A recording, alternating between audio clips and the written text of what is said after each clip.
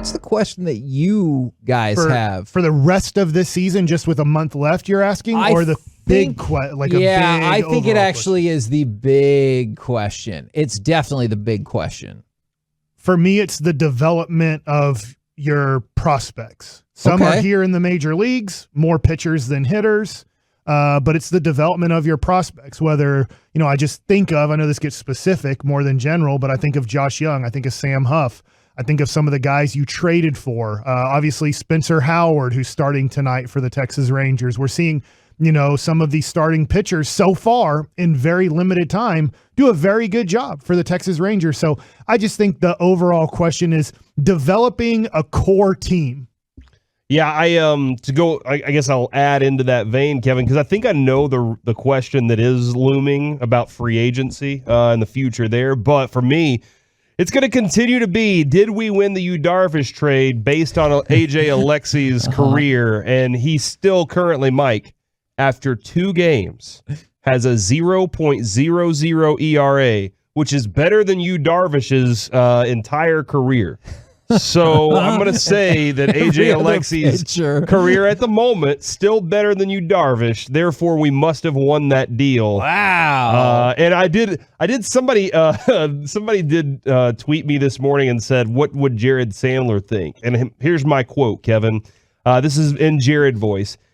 He's had a nice couple of outings, and the arrow is definitely up for him right now. Let's see a little bit more, though, before we baste him in the sweet syrup of success. Do you think that Jared would say that? That kind of does sound right. All right, good. That got a laugh out of Taylor Hearn, so I'm excited about that. Okay. But yeah, I think that I really am. I was excited about Alexy a few years ago.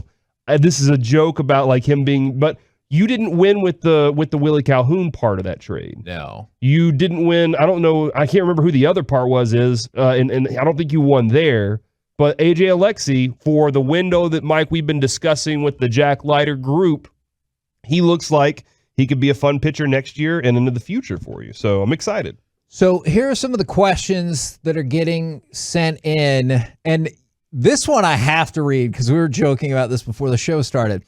Who are our starting 5 for next year? Because it looks like we got like 6 or 7 starters. All right, Corey. We're overloaded. And I know you were being sarcastic. We're like the Dodgers right now. But we were like, why did we even draft Jack Leiter? Yeah. I know we were just kidding about that, but we need a super high-end top of the rotation part. There is something exciting about, look, and I know that they're at different levels and some of them have a long way to go, but there is something exciting about thinking of Alexy, Hearn, Dunning, Wynn, Howard, Leiter, Howard, Otto, Allard, Otto. I don't know what these guys are going to turn into, Mike. Fair. But name a Rangers rotation in history that you were like, that was a dominant rotation. Especially a young. I mean, never. But seriously, like I can't think of one where you go 1 through 4.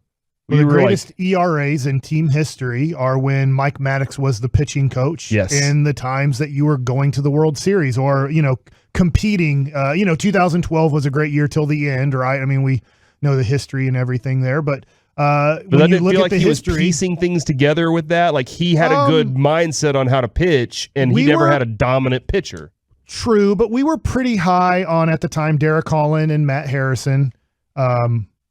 We really liked what Colby Lewis was doing. He wasn't young, but he was in his prime after coming back from Japan and really improving his game. But to your point, a whole bunch of young guys with a lot of promise. I mean, I'm just thinking off the top of my head. At the time, we always look back and go, oh, no, we never thought these guys. But we thought a whole bunch of Hunter when he came up. I mean, we had Hunter, Holland, Harrison. A few years later was Martin Perez was going to be the greatest pitcher in baseball history, according to, prospect people with the Rangers, which that didn't work out. But